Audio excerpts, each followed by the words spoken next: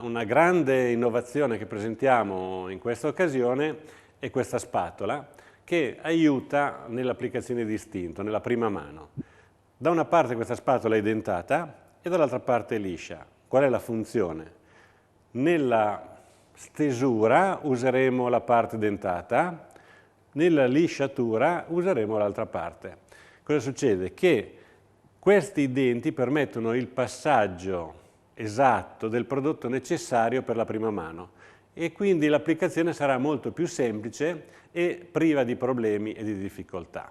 Quindi per ricapitolare, questa spatola da una parte dentata, dall'altra parte liscia, per tutte le applicazioni della prima mano di istinto, quindi pietra spaccata, pietra zen, tutto quello che andiamo a fare con istinto, procederemo con la stesura con la parte dentata e la lisciatura con la parte liscia della spatola.